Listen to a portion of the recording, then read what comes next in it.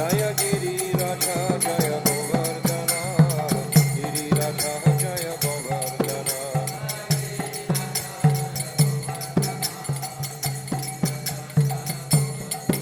Jaya Sachinandan Jaya Gaura Hari, Sachinandan Jaya Gaura Hari.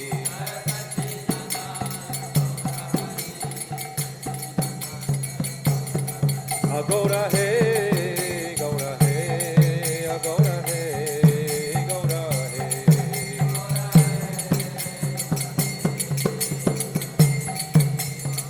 Oh Jaya Radha, Gopinath Radha, Gopinath Radhe.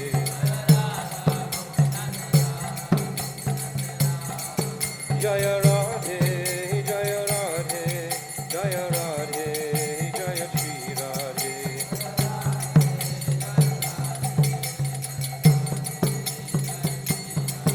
Jaya Vishabhanu Nandini Radhe Radhe, Vishabhanu Nandini Radhe Radhe.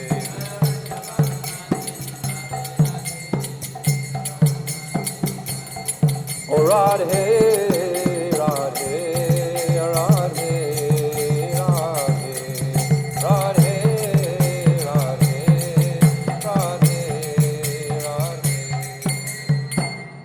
Go, Premanandi, Hari Hari Bol, Jai Shri Shri Guru Gauranga Hari Hari Hari. Radha Gopinath Ju Ki Jai, Sachinandana Gaur Hari Ki Jai, Giriraj Govardhan Ki Jai, Srila Gurudev Ki Jai, Rupanuga Guru Varika Ki Jai, Anantakota Vaishnava Vrinda Ki Jai, Gaur Premanandi, Hari Hari Bol. Om Avinatimirandasya Gyanam Jala Shalakaya Chakshu Unmilitam Jena Tasmai Shri Guruve Namaha Guruve Gaurachandraya Radhikaya Tadavaye Krishnaya Krishna Bhaktaya Karabhaktaya Namo Namaha Angashyamala Chaturvi Abhito Mandikritandi Varam Chadyam Jagutam Rochisam Vihatam Patam Parasya Shriyam Vrindaranyam Vilasinam Hridila Sattamobi Amodaram Radha Skanda Nimochula Bhujam Daima Damodaram Yam Pravajantamana Pretyam Apreti Krityam Dvaipayano Viraha Kadara Ajuhava Putre Titam Mayatayo Taravo Vinidustam Sarava Hridayam Munimanatoshmi Bhaktya Vihina Aparada Vakshay Shiptas Chakarma Ditaranga Mahdi Kripa Maitvam Sharanam Prapana Brinde Namaste Charana Ravindam Bhajami Radham Aravinda Netram Smarami Radham Madhurashmitasyam Vadami Radham Karuna Varadram Tato Bhavanasti Gatina Chapi. I first of all offer millions and millions of Dandavat pranams unto the lotus feet of my most beloved Gurudev. Nitya Lila Pravishta Om Asto Talasara Shishima Shila Bhakti Vedanta Narayan Goswami Maharaj. And the same again, millions of times unto the lotus feet of our most beloved Nitya Lila Pravishta Om Asto Talasara Shishima Shila Bhakti Vedanta Swami Shila Prabhupada. And all the Vaishnava and Vaishnavi devotees of the Lord, Dandavat pranams. Jai. So we've been working our way gradually through this 10th canto from the beginning. It's quite remarkable. I was thinking this morning how just prior to this 10th canto we have the 9th canto and the 8th canto and the 7th canto, all very kind of like Aishwarya. We have Prahlad and Shringadev. We have all the battles between the demigods and the demons, and then in the 9th canto we have Lord Ramchandra, and we have Ambarish Maharaj, Durvasa Rishi Maharaj. All these personalities, you know, it's all very Aishwarya. So this kind of melting down of even Parikshit Maharaj, because now it's interesting to note the relationship between Shukadev and Parikshit after all these sweet pastimes have actually manifest. Shukadev is calling Parikshit, oh, you're Bhagavat Uttam, you're the best of devotees, because you're hungry to hear more of these pastimes, even though you've heard them so many times before, but you're hungry. This is symptom of a great Vaishnava, that even he hears these pastimes so many times, but still he wants to relish them more and more. And then, beautiful exchange between Parikshit and Shukadev. Shukadev starts to glorify, Parikshit starts to glorify Shukadev Goswami. And then there's this beautiful exchange between them in such an eloquent type of a way. You can see it unfolding. We can actually perceive how Parikshit is becoming softer. And this is in preparation for what Shukadev Goswami actually wants to give, which is a picture of the Braja Devi's affection for Krishna. This is considered like the 5 pran, the life heirs, the very life heirs of the Bhagavatam, these Rasa Panchadiya chapters. So Shukadev Goswami, it all seems to be very spontaneous, but when we examine it over some period of time, we can see its gradation, how it's actually moving along through the Bhagavatam. I find it very helpful to be studying these chapters in a very sequential way, to seeing how they unfold, how they're all linked together. And then it gives us a much closer picture of this 10th canto. So we've discussed already Putana, and we are aware of Krishna's Balya form, or his Kumara form, in this childhood with chubby cheeks, etc. And then we have Trinavrata and Shakatasura, and then we have beautiful Dambanda Lila. And when this beautiful prayer, this Damodarastakam prayer, where he's rubbing his eyes again and again with his little hands, etc., or fists, and you can imagine just the chubby-cheeked little boy of Krishna. And then it's gradually evolving. Then we had Nalakuvera, Manigriva, we described them. Then we had Vatsasura and Bakasura. Krishna's now going cow grazing. So just yesterday we had this wonderful pastime of Aghasura and that enormous demon, and how Krishna saved all the cowherd boys again, yet again. And then of course we know that Lord Brahma, he came down to witness this pastime, because the Devas, as I described yesterday, were actually intimidated by Aghasura. Even though they were drinking nectar, they were a little bit afraid of Aghasura. And so Lord Brahma came down to see the final breath of Aghasura, and saw that effulgence entering into Krishna. And then, on the desire of Krishna, manifested by Yoga Maya, Lord Brahma is the Adi Guru. He's the original guru of our line. Actually, Madhvacharya didn't comment on this Brahma Vimohan Lila in his 10th canto commentary. He left it blank, because he didn't want to make any type of accusation or anything towards Lord Brahma. He had so much respect and honor for Lord Brahma. So that's a very nice lesson for us when entering this pastime, that we don't sort of minimize for a moment actually who is this personality. Krishna spoke the Chatushloki to him right at the very beginning, and it's described in Prabhupada's commentary that he shook his hand, and in Srila Vishwanath Chakravarti Thakur it's described that he touched Lord Brahma. So to be touched by Krishna in that pastime is very special.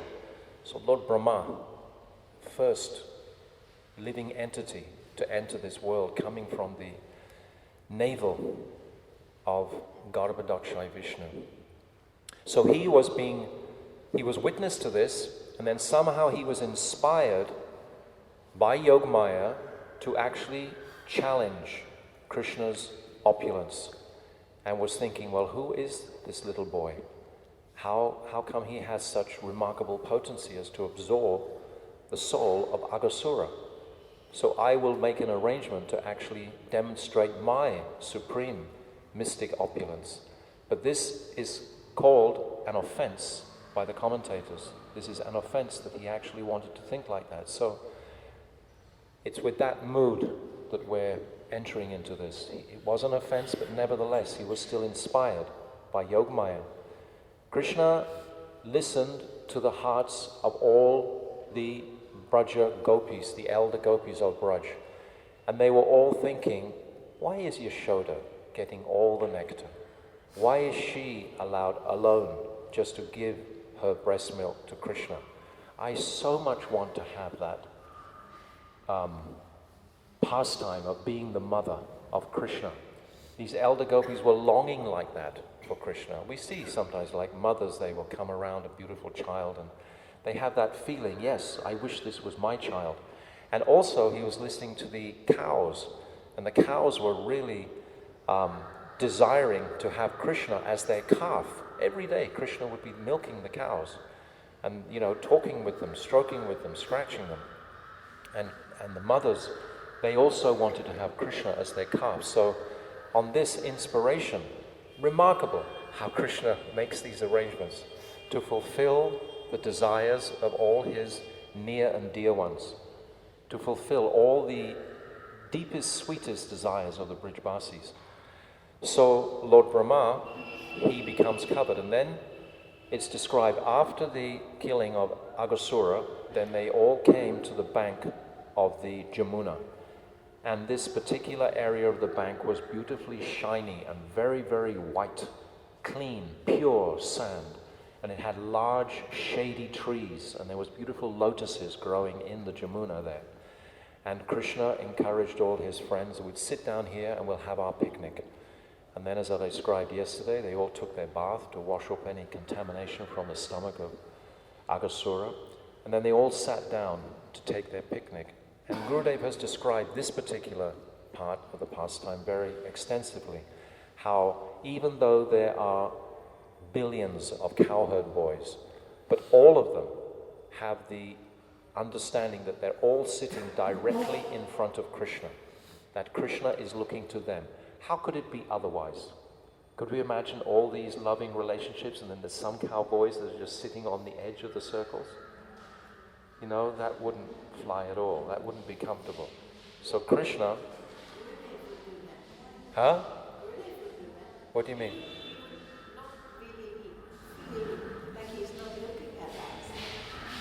Yes. Gurudev would do like the same.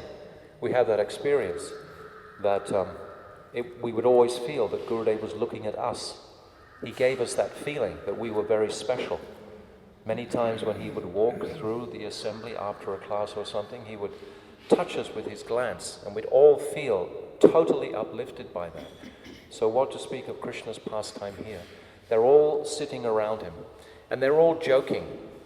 Of course, it's this frivolity, because there are many, many verses here in these early chapters of the 10th canto describing this carefree, childish nature, this loving, beautiful exchanges of their activities, playing, I was describing yesterday, imitating the frogs and the monkeys and the birds, etc., and wrestling, doing so many things, so many sweet pastimes. So that frivolity is what is melting Parikshit Maharaj's heart when he's hearing all these, coming from this Aishwarya 8th, 9th, 7th cantos. It's coming into this little boy and all this joking mood, this sweetness.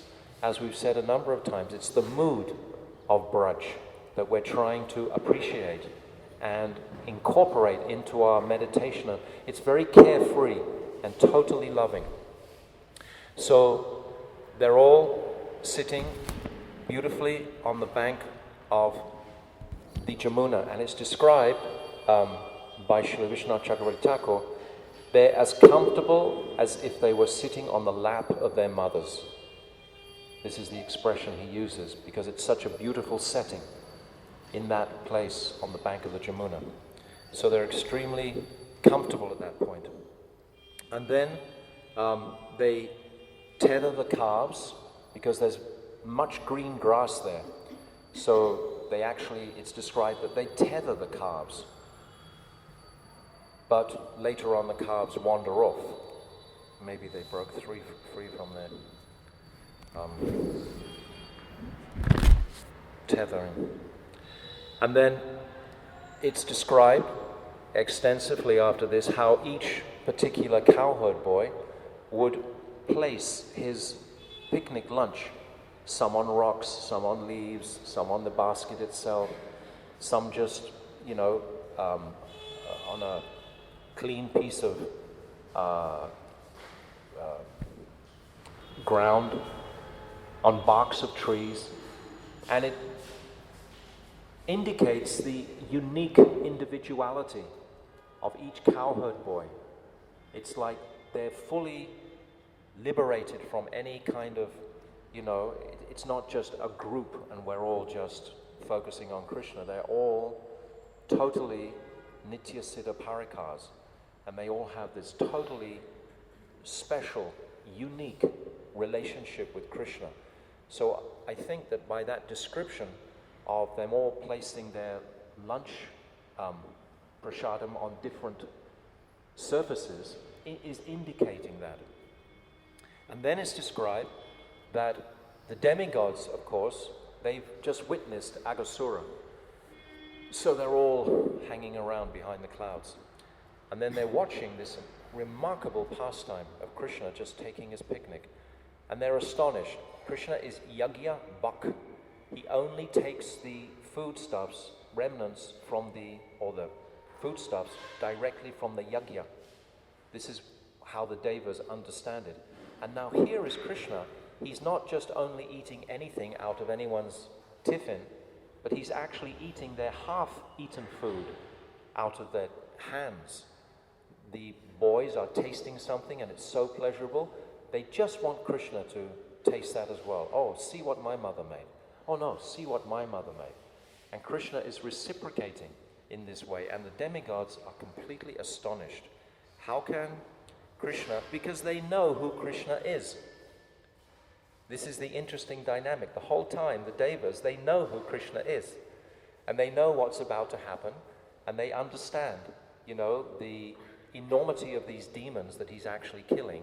So therefore, they're not so surprised at his, ability to kill all these demons. And then it's describing how Krishna, he's just holding a little bit of rice and yogurt in his hand. And then they suddenly notice that the calves seem to have wandered off. They've sensed that there's greener and greener and better grass, and they've wandered off. Meanwhile, some time has passed where they've just been relishing and enjoying this pastime of their picnic together and all the jokes, and monkeys are coming around, and Madhu Mangal's saying, "Don't come to my prasad, go to his." And they're joking so much like this. And then they notice, to their horror, that actually the calves have wandered off. So they start to become a little disturbed. And Krishna said, no, don't worry at all. I will go personally and collect the calves. You all stay right here. I'll just be a moment. I'll go and get them myself. So he wanders off, still holding his rice and yogurt. And he wanders off looking for the calves. And it's described that he goes everywhere. He goes in the mountain caves. He goes down by the forests. He goes all in different valleys. He goes everywhere searching for the calves. And then after some time, when he doesn't find them, he comes back to the cowherd boys, and to his astonishment, he finds that they've all disappeared also. So then he becomes, it's described, for a moment, something bewildered. It appears that he's bewildered. And then his Sarvagya mood comes in, and he understands everything, what is happening. Oh, this is the working of Lord Brahma. Lord Brahma has actually taken these calves, he's taken these cowherd boys, and he wants to demonstrate his own mystic potency to me, who is Yogeshwara. I am the supreme of all mystic perfections. So at that time, Krishna, Lord Brahma, has taken those calves and cowherd boys, and he's placed them in a cave. But it's described that these are only Mayic versions. Krishna has already removed the real calves and cowherd boys by his Yogamaya potency into a state of like Yoga Nidra, is actually where he's placed them, like a deep sleep. But Lord Brahma, he's put them what he thinks of Krishna's cowherd boys into a cave. So now there's two sets of cowherd boys. So then Krishna, he immediately manifests from his form identical replicas of all those cowherd boys, and it goes into a detailed description of how every aspect of their dress, their characteristic, their natures is totally duplicated by Krishna at this time. And the calves also. And then Krishna, they finish their daily activities here, and then they go back to the village. And at this time it's described that all the mothers, normally when Krishna comes back from cowherd grazing, previously the mothers would always run first to Krishna. They would have to touch Krishna first before they even attended to their own sons. They would have to touch with Krishna. But this day, they don't. They just run straight to their own sons. And they take their own sons home, and then they're able to massage them, wash them, bathe them, put tilak on, give them mantras, etc., and feed them sumptuously. And then they put them on their laps, and they're feeding them their milk. Remember, this is Poganda age now. Yesterday was still the very end of Kumara age. Now it's actually become Poganda age. So these boys, they're not tiny boys, they're about 6 years old now, but still they're acting like little children with their mothers. So we can relate to this. We see, sometimes a 6-year-old will become very childlike, when actually, he's pretending that he wants something more from mother. So the children, they went into this mood of being just like little babies, and the mothers, they were feeding them so much milk. And Krishna was relishing this abundance of milk from every single mother. This is very beautiful, very special to appreciate. So then, cows and the calves. yes. This is Toronto on the phone. The mothers, the cows, were just so ecstatic, as were the mothers of the cowherd boys, and they were licking and licking and licking till they almost wanted to swallow their calves, it's described. They were so much, attracted to Krishna in the form of his calf. And then the calves were drinking the mother's milk so extensively that the mothers were feeling such jubilation when the calves were drinking so much of their milk. They were so happy. So the mothers of the village, the cowherd, the gopis, and the mother cows, they were totally satisfied, totally replete with every desire completely fulfilled by this remarkable arrangement of Krishna. How kind is Krishna? How sweet is Krishna to hear this desire and to fulfill it in such an exceptional way. And at the same time, purified Lord Brahma, if he had the slightest tinge of pride or abhiman that he was actually better than the Supreme Lord. Because remember, in the Chatushloki, when he delivers those 4 verses to Lord Brahma, the first question that Lord Brahma asks Krishna is, how will I be purified of any pride that arises? If I'm going to be the controller of all this cosmic manifestation and manifest it from me, surely I will become proud. And at this time, Krishna says, don't worry, you just think of me, and then you will be purified of that dark spot of pride. But through Yogamaya's inspiration and something there in Lord Brahma, it has come up, because Lord Brahma is considered, and he considers himself to be offensive during this pastime. So about 5 days before the end of a year, this beautiful sweet pastime is taking place for a whole year. You didn't mention the younger calves and the older calves. Not yet. Okay. It's just I thought it was to do with the cows. It is in a minute. Okay. Just coming right to that spot now. At this time, by the way, Gargacharya, he said, this is the best year for marriage. All the boys should become betrothed to all the gopis. So remember, they're all about 6 years old. So this time, every gopi actually has Krishna directly betrothed to her as her future husband. So this is another wonderful pastime that's included in this whole year that Krishna is arranging. And then about 5-6 days before Lord Brahma returns, because Lord Brahma, he goes away for a year. And actually Gurudev often tells the story that Lord Brahma went back to Brahmaloka, and Krishna had already impersonated Lord Brahma ahead of Lord Brahma coming back, and was sitting there on Lord Brahma's throne and told the servants, there's an impostor around, don't let him in. If he comes with 4 heads and he says he's Lord Brahma, don't let him in. So the guards at the gate, when the real Lord Brahma came, they chastised him. Oh, you are an impostor, go. And Lord Brahma was so bewildered. He started to have some doubt then about actually what he was doing. He was thinking, what is this? What's happening here? And then he came back quite quickly, but this whole time it took him to go and come back was a moment for him, but was 1 year in Brahma Vrindavan.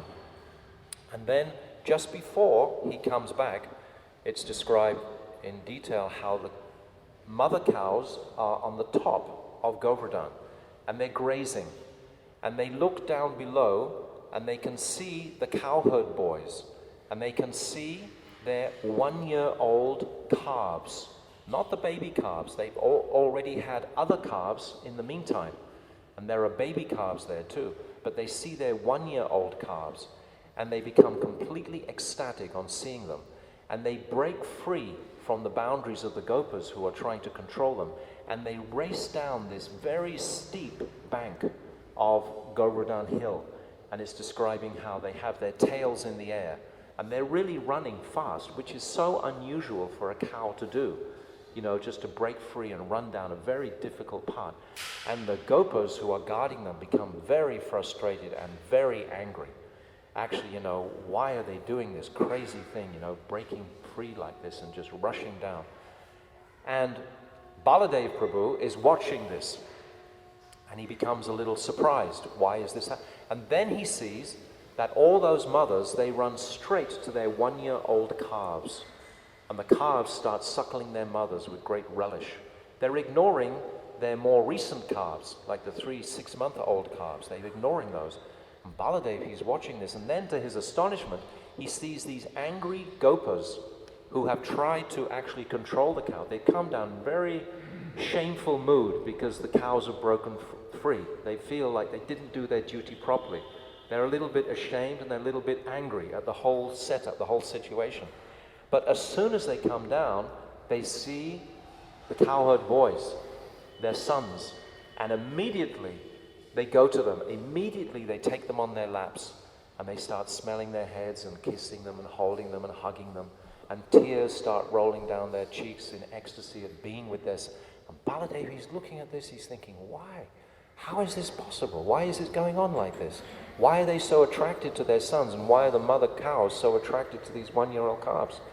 And he's really astonished. And then he starts to use all his potency to try and understand what's happening. He thinks, is this a demon influence that has actually come? Or is it the demigods? Or is it the sages? Actually, who's arranging all of this?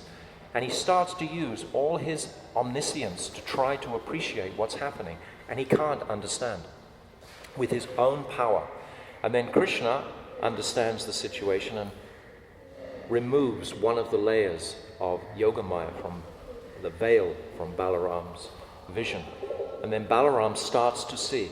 It's a gradual unfoldment. It doesn't just happen straight away. He doesn't just pull the veil and there it is like that. It goes through 2 or 3 stages. And first of all, Baladev is seeing that they're not actually the original cowherd boys. He doesn't see them directly as expansions of Krishna, but he sees them as powerful personalities, but not the original cowherd boys. So he suddenly has some doubt here. And then he really tries to use all of his yogic potency to appreciate this, and he can't. And then again, Krishna pulls another veil. And finally, Baladev sees that all these cowherd boys are actually direct expansions of Krishna. Because remember, on this day, when Aghasura was killed, is the same day that Brahma takes the cows. Lord Balaram was not there. He was not present. He was kept home by Mother Rohini. There's quite a few pastimes where Balaram's kept home. So he had his original body, of course. So he wasn't party to the whole situation that took place.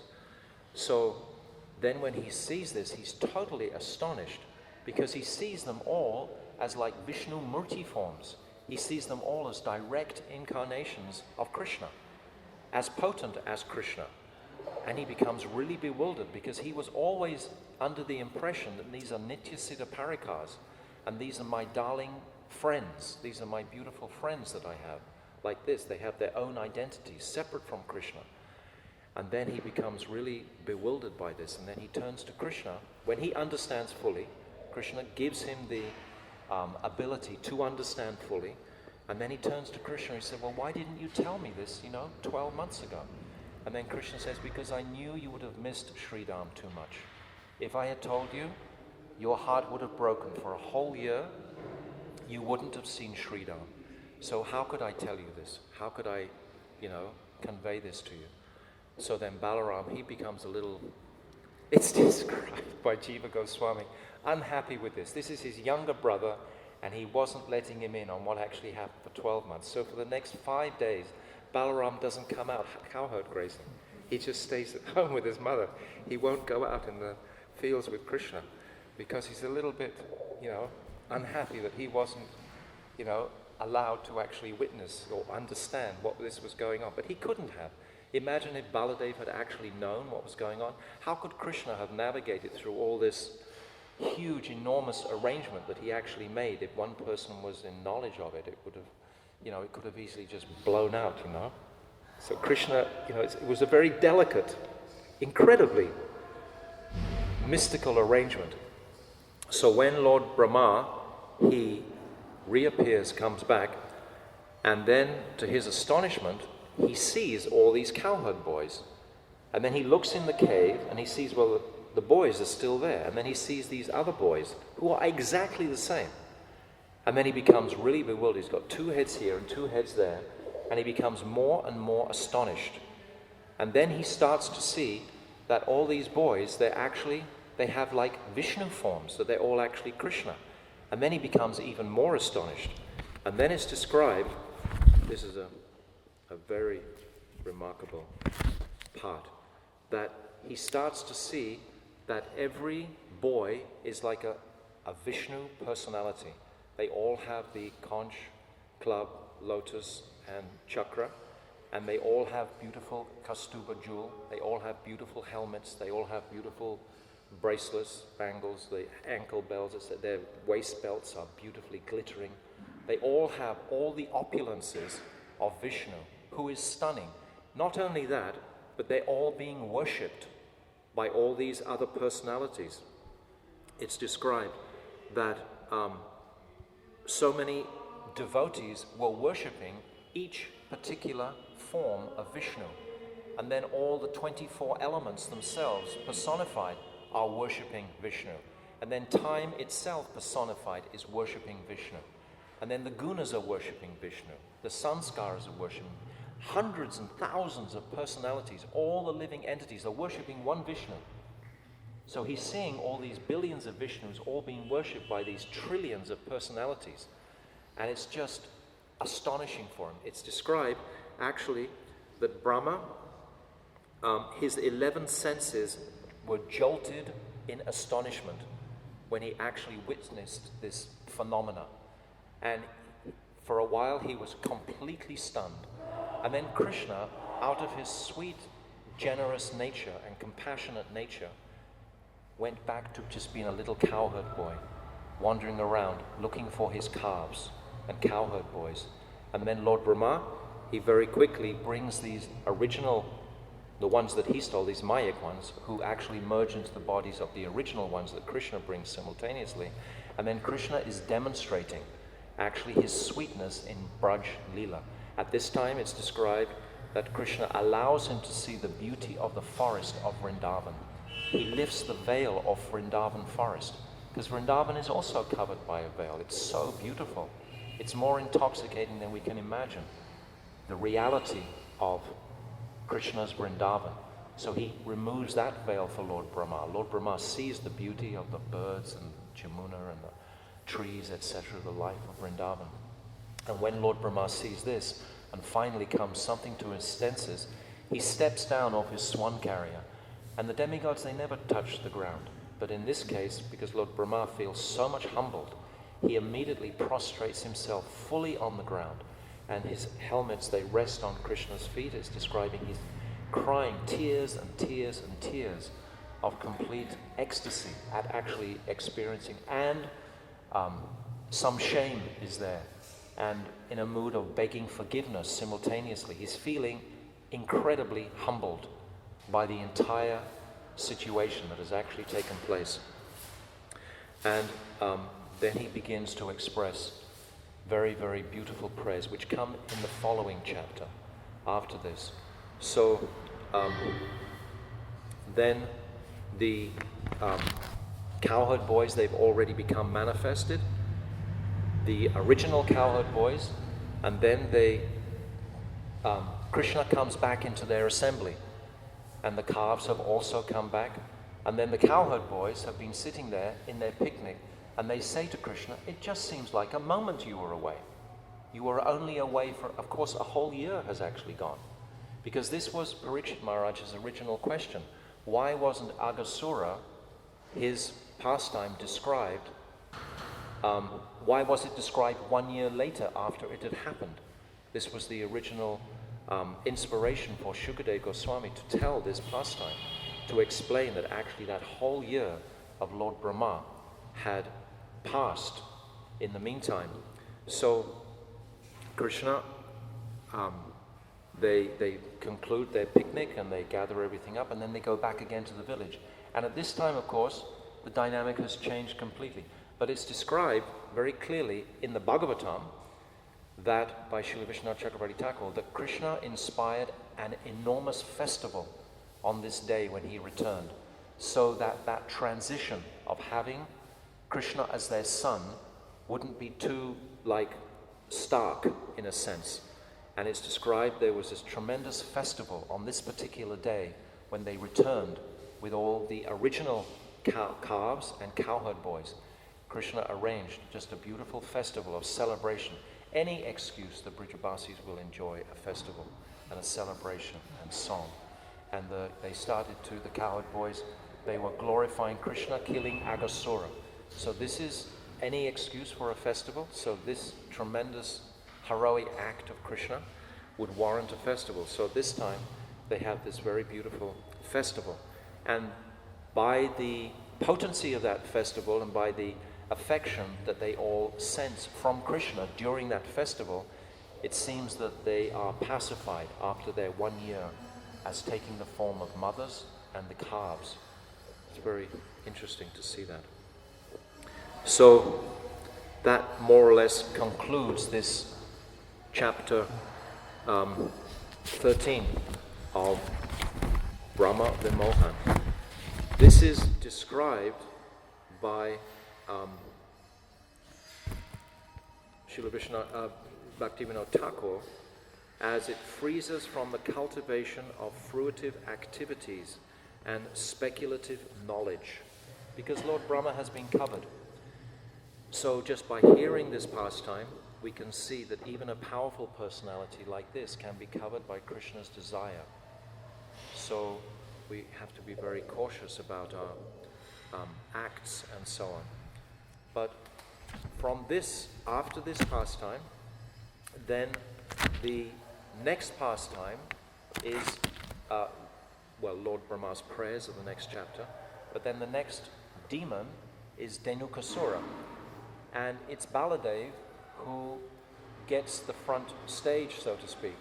And it's almost as if Krishna is saying, okay, I didn't let you in on the Brahma Vimohan Lila, now you take center stage and actually kill this Dhenukasura demon, and then actually, everyone is going to be very happy with you. And Baladev, he kills this Dhenukasura demon. I'm just going to go briefly now through the rest of this 10th canto, just mentioning all the steps and stages that are leading now. Wasn't there one point point when either Balaram or Brahma was actually wondering, isn't this the Yoga Maya of my master? Isn't that there? Yes, somewhere? yes. Was that Balaram or Brahma? Balaram comes to that conclusion that this is the Yoga Maya of my master. That's when he gives up with his great potency trying to understand what has actually gone on. He can't. It's described in a number of verses, and in Gopal Champa also, how he's really using all of his potency. Because sometimes Baladev is shown to actually forget his godhead, so to speak, in a number of times, like when he kills Pralambasura, for example. When he's riding on the shoulders of Pralambasura, he looks to Krishna and thinks, well, what am I going to do now? And Krishna has to like throw a consciousness at him. You are actually the Supreme Lord. You can do what you like. And then Balaram remembers, oh yes, and then he punches him, kills him. But it's like he has to be woken up to that, because he's so much overwhelmed by the sweetness of these childhood pastimes. He's so much involved in these childhood pastimes. Like I described when Bakasura swallowed Krishna, Balaram faints, because he's so much in the abhiman, the identity of being a cowherd boy. It's not, and Balaram could have killed Bakasura in a moment, but he also faints, just like the cowherd boys also fainted. So after this pastime, then the Dhenukasura pastime, and then following this pastime is the beautiful pastime of Kaliya. This pastime is very, very beautiful. And again, Baladev is not there on that day when Krishna gets wound in the coils of Kaliya. And it's described in Gopal Champu that Krishna's going out to cow grazing, and Baladev has told Krishna, don't go to the Kaliya Krida. Don't go there. So Krishna decides to go there. And as he's going, he's thinking, my elder brother told me actually not to come here, but I'm going to go anyway. And then when he comes, all the cowherd boys have come, and then they all drink that poisoned water, and they all drop down dead. And then Krishna thinks, why didn't I listen to my elder brother? He told me not to come. I shouldn't have gone. Now look what's happened. They've all died. But then it's beautiful pastime by Jiva Goswami describes that Krishna, he goes and embraces each particular individual boy to bring them back to consciousness. And he takes a long time embracing each particular boy. And it's demonstrated through this pastime, again, how much affection Krishna has for his sakhas. When we appreciate this, then how much more can we appreciate the affection he has for the gopis and Sri Radha? When we see the affection he has for Mother Yashoda and Nanda Baba and all these sakhas, I mean, he embraces each cowherd boy for a long time. And then after embracing about 10 or 12 of his principal sakhas, then he expands himself and he embraces each of those. And also the calves, he's embracing the calves to bring them, because they've all lost their bodies too, lost their lives too. And then this beautiful pastime of Kaliya, which we are all very familiar with, when Krishna gets wrapped in the coils of Kaliya, and then the demigods, they make these inauspicious omens in the village of Braj. Don't forget, it's not a fixed village, it's the village where they're staying at the time with their carts and so on. And they make earthquakes, they make men's bodies shiver on the left-hand side. They make the cows to the left there are crying, and jackals are howling, there's thunder and no rain. And instantly the Brijbasis know these are the most inauspicious omens. And all they think about, instantly, Krishna must be in trouble. This is the only thought that comes into their minds and hearts. So again, it's another emphasis or focus on just their one-pointed attention to Krishna in every respect. And then it's described that every child and every mother and every person in the village rushes to follow the trail of the cows where they actually went to. And it's described, of course, that there are billions of cow hoof marks, but they can only see, out of their affection, Krishna's footprints walking through all of those other footprints. Again, it's their dedicated focus that where Shukadeva Goswami is bringing up. And then, of course, when they reach the bank of Kaliya Krida, then they see Krishna bound in the coils. It's described that Krishna is bound in those coils for about 2 paharas. which is a long time. It's about 80 odd minutes, something like that. 20, what is it? I've forgotten the actual. Nobody knows the tip of the tongue? Okay, I got it written, I forgot. Anyway, it was a long time that Krishna was bound in the coils, and straight away Mother Yashoda, she wants to enter that poisoned lake. And of course, you know, Nanda Baba holds her back, and then they decide, no, we are going to go in the lake. And then Baladev, smiling beautifully, knowing full well the potency of his younger brother, forbids them to actually do this at that time. And at that time, Krishna realizes the Brijbasis are about to leave their bodies. They've practically fainted, passed away. The gopis have fainted when they see Krishna like this. They're just struck.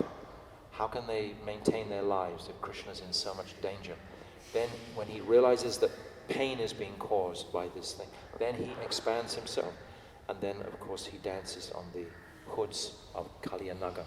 And with the weight of the universe in his belly, he crunches each of his hoods until he's vomiting blood and so on. And then is just about ready to lose his life. And then the Kaliya Nagas, they come and offer beautiful prayers to pacify Krishna.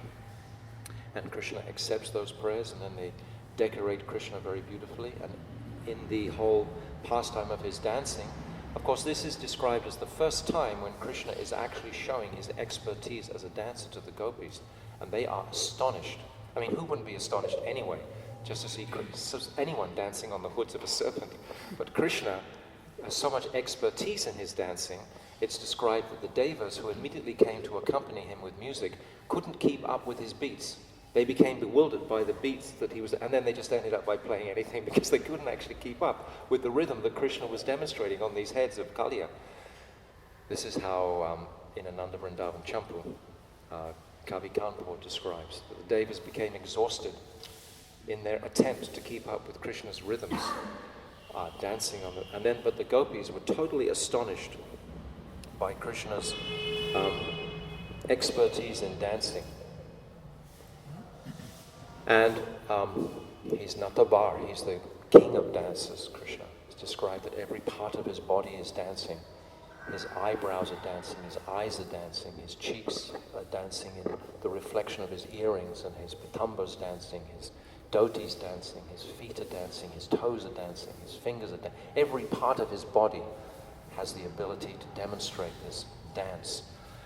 So then after Kaliya Naga, beautiful pastime, then there's the history of Kaliya, and then Baladev, he's defeating the demon Pralambasura, and then Krishna swallowing the forest fire. And then in the 20th chapter, Shukadev Goswami just like softens right out very beautifully and starts to describe the rainy season and the autumn season in Vrindavan. Very beautiful chapter. And on the platform of that, then the Venugit manifests in the next chapter. So we've built from these beautiful sweet pastimes through the Kumara age and the Puganda age, and now we're hearing the heartbeats of the Brajadevis in this 21st chapter. And now it's going to build gradually to this crescendo of the Rasa Lila pastimes. And then just after this, the sweetest pastime of Krishna stealing the young cowherd girl's clothes. This is such a beautiful pastime. When you've had all these other pastimes and realize just how loving and how sweet is Krishna, how beautiful is Krishna, then it's like we can accommodate this pastime of Krishna stealing these young girls' clothes. It's not something, frivolous or something, to be condemned or to be criticizing, because we've actually built such an affection for Krishna coming through these other pastimes. This is the way I understand it. And then after this is the sweetest pastime of Krishna and the Brahman's wives. So he's bestowing so much mercy on so many different personalities. This pastime of the stealing of the gopis' clothes is best described actually in that Ananda Vrindavan Champu. He gives it a whole big chapter, and it's very, very beautifully described there. And then from here, after the Brahman's wives are blessed, and then the glorious 3 chapters about worshipping Govardhan Hill. This is like a crest jewel of all pastimes. This is when the Brijbasis really demonstrate their affection to Krishna, because they're looking at him totally I'm making all this in brief because I'm leaving today, the last day, so I just wanted to complete and conclude, at least with Vyomasura and Keshidim at the end. So I was just rolling through the whole thing all in one section. And they are just, there's so many descriptions of the Brijbasis just gazing at Krishna for a whole 7 days. It's described that they feel like it's only 24 minutes. Those 7 days are just 24 minutes. They're so intoxicated by the beauty and sweetness of Krishna's face. Because in that environment, with that heavy situation happening outside of Indra, who became envious and proud and was trying to actually drown out the Brijbasis, Krishna demonstrated such an extreme, amazing pastime of lifting an entire mountain. At that time, Govardhan Hill is 2 miles high. And I forget how long he is at that time. Previously, he was 64 miles long. But when Krishna manifested in Dwapara Yuga, he shrunk due to the curse of Pulasta Rishi. But I don't remember exactly the number of miles. But anyway, it was a huge, huge mountain, big enough to accommodate all of the cows and all the Brijbasis very, very comfortably for 7 days, while Indra tried his level best to actually annihilate the whole village. But at this time, again, the Brijbasis' affection for Krishna is described extensively. And Krishna's demonstrating his affection for the Brijbasis. So this pastime, again, is like a prelude. And then there's Nanda Baba, who is stolen by Varuna. And this is the chapter just before the Rasa Lila. And then straight after this chapter, then Krishna calls all the gopis to begin the Rasa Lila. Then there's the 5 Panchadiya, Rasa Panchadiya chapters from 21 to 33. These chapters, and the Gopi Geet, Virahar is there, the Pranaya Geet is there. So these very sacred chapters that can really move the sadhak's heart into a very significant place of attraction to wanting to follow in the footsteps of the Brijbasis, to wanting to follow in particular the Brajadevis. So Shukadev has built this entire scene, this entire pastime from the beginning in Kamsa's dungeon right up to this place.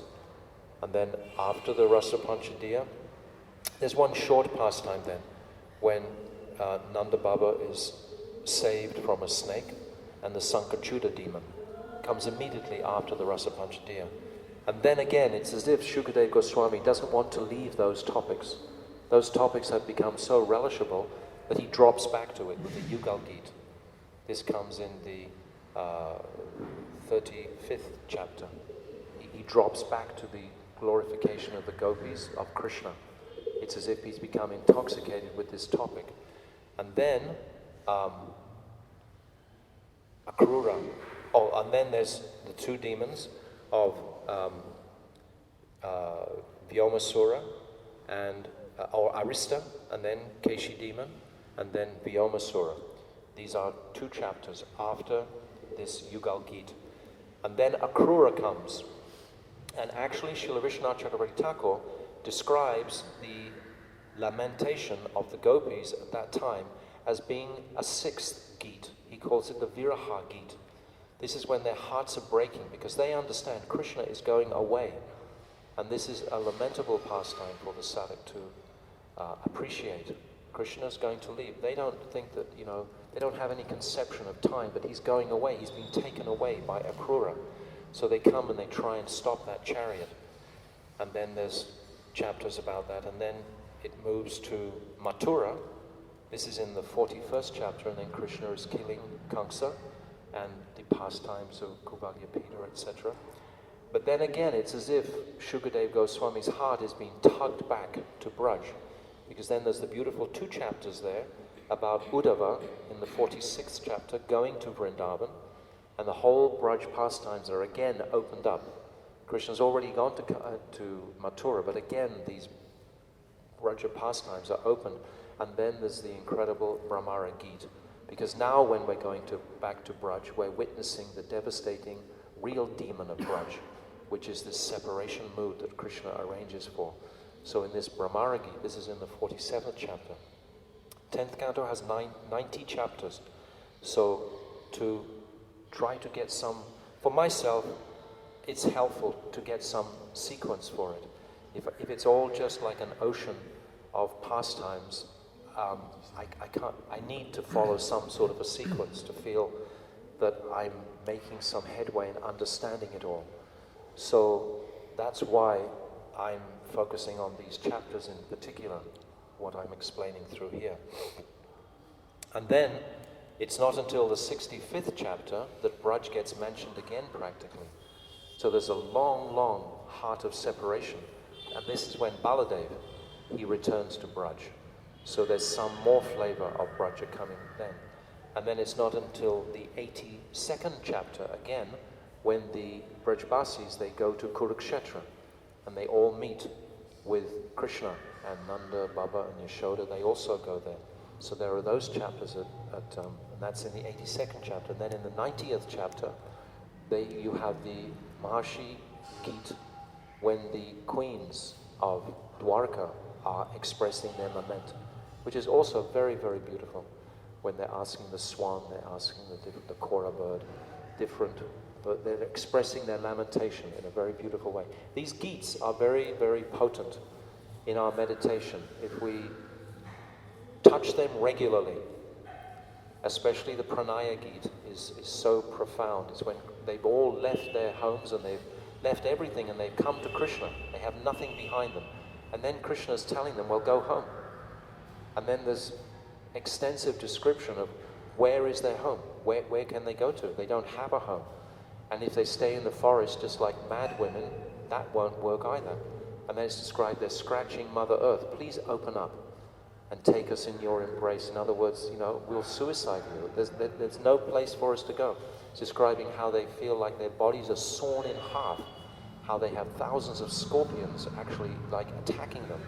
The severity of this mood, of this pranaya geet, is heart-rending, especially in Ananda Vrindavan Champu again. It's described extensively there, but also Vishwanath Chakravarti Thakur. And this is in the 29th chapter, when the Rasa Lila just begins and then it ends like that, when Radharani leaves due to her mind. Oh, what am I talking about? No, I jumped ahead. So, no, in that, when Krishna is rejecting them, sorry. So that's the entirety of the 10th canto without all the Dwarka pastimes.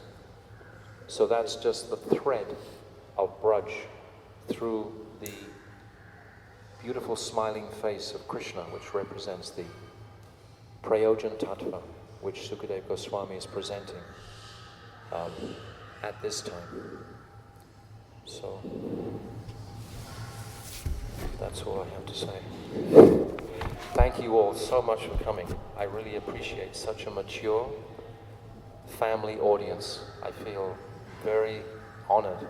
Actually, I was thinking this morning, in India, when a musical group go anywhere, the musical group themselves give out gifts at the end to the audience in appreciation.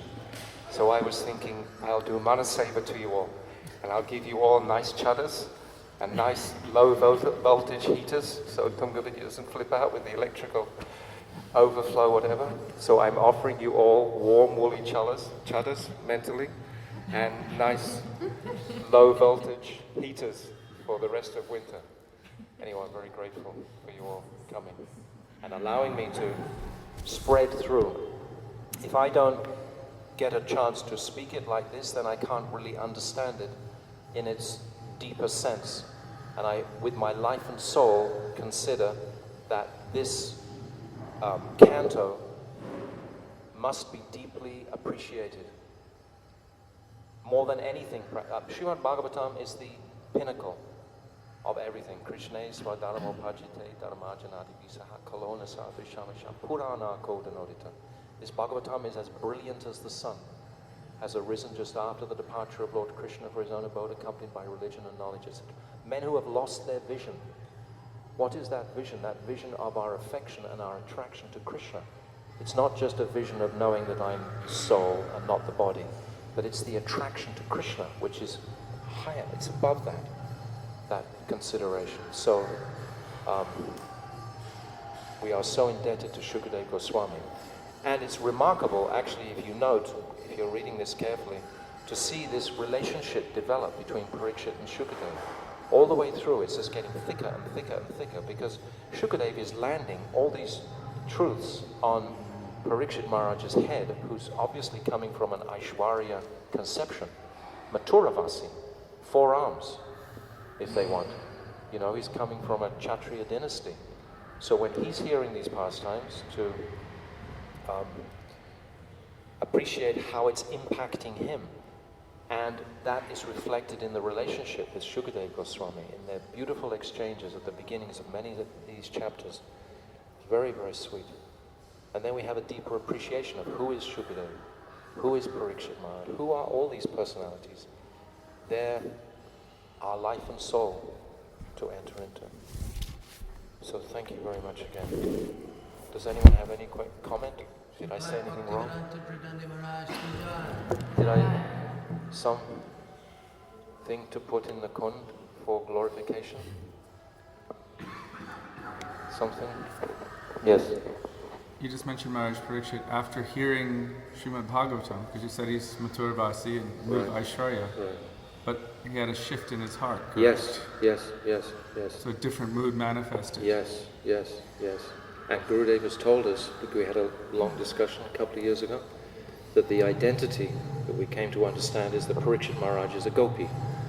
We don't know his name, but Gurudev has said that he, because of that association with Shukadeva Goswami, that he realized his swarup as a gopi form through this interaction with Otherwise, Shukadeva. he couldn't have given his mother that. Right, with Tara. Because only one who has that can awaken that in another. Yes, absolutely. We see this constantly. Even in our various association with other sadhus, if those sadhus haven't really associated in depth with a Rasik, Tattvavit, Vaishnava, they can't really give the same, degree of sweetness that the Braja Rasik Vaishnavas can. We are all so blessed. I mean, every day I just count my blessings, that to come into the atmosphere of Srila Gurudev and what he gave us. I think as time goes on, it'll become even more extraordinary. What he has actually he's given us this ability to actually enter Braj Prem. He's given us to start this journey into Braj Prem through so many, Venu Geet, just astounding, Gopi Geet, etc. Yeah. I know, I think it was yesterday or the day before you made one comment that really made me appreciate. Can you speak up? What? Oh, speak up. You made one comment that made me realize, again, what it is though, is that attraction for Gurudev, isn't it? He attracted every single one of us in a personal way. Yeah. So that actually all your heart really wants is to be with him again, and hear his heart guitar again, and to give his sidelong glance. And it's that relationship that he really made so strong and so sweet and so attractive, and then everything else that came with it. He counted more important than anything else was how much we were attracted to him. This is what he considered the essence of our practice, was what is our attraction, because we see how Srila Gurudev glorified his guru, how Bhaktivedanta Swami Prabhupada is glorifying his guru, how Bhaktivinoda Thakur also is glorifying all the Guru Vargya, the extent that they take to demonstrate their affection, saying without any shadow of doubt, it is all due to Guru's mercy that I have got any appreciation, and then that sense of gratitude just blossoming in the heart fully. That's the potency. That's the potency of bhakti, of devotion. Devotion to Guru first. This is what we have learnt so deeply, so thickly, beyond a shadow of doubt. One time, Srila Gurudev, all the devotees were sitting around him and they were just looking at him with affection, love in their eyes, and he was looking at all of us smiling. And he said, I know what you were thinking. He said, oh, you're thinking how beautiful is your Gurudev. And everyone's like, yes. And he said, that is because you have never seen my Gurudev. How beautiful my Gurudev. Wow, that's amazing. That's beautiful. That's beautiful. Did you hear?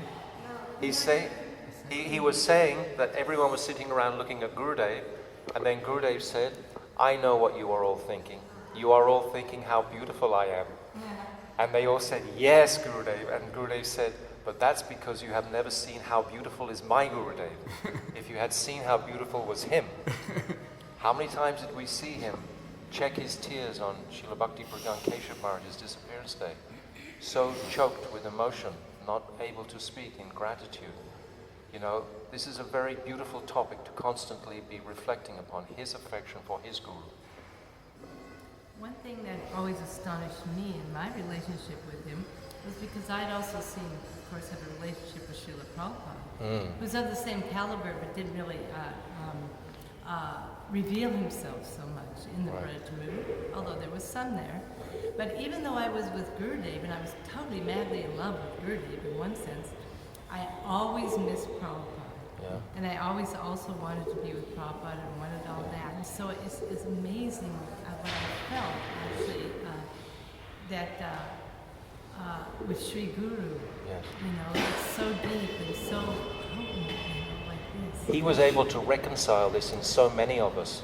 I also had the same feelings. I wasn't initiated directly, but I had the same total dedication and love for Srila Prabhupada, utterly.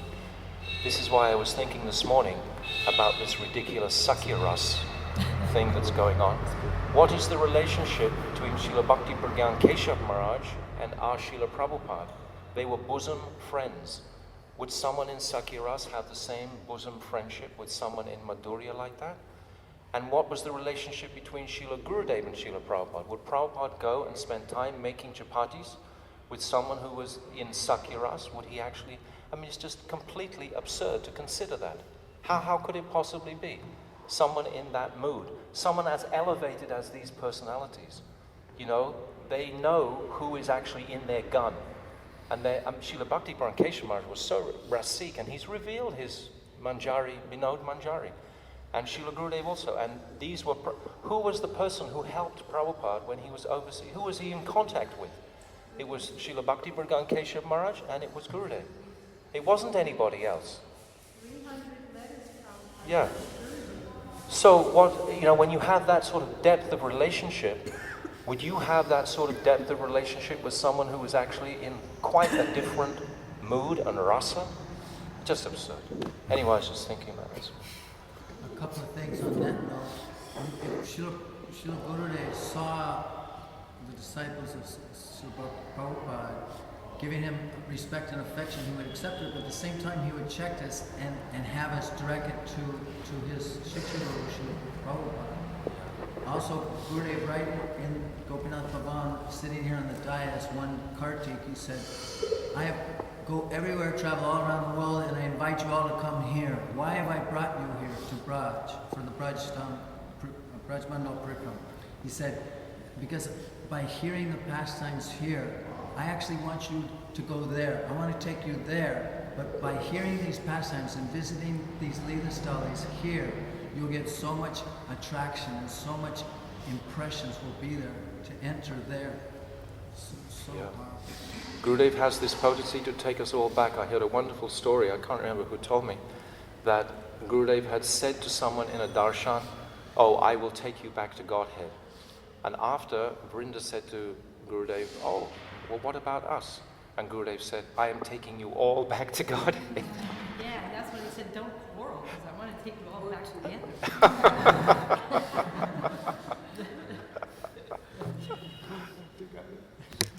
Jai, Srila Gurudev ki jai, Sripad Bhagavatam ki jai, Gopinath Bhavan ki jai, Radha Gopinath Ju ki jai, Sachinandana Gaura Hari ki jai, Gaur Premanandi, Hari Bol. Kishore. I'm going to read Kirtan every day. Hare Krishna, Krishna Krishna.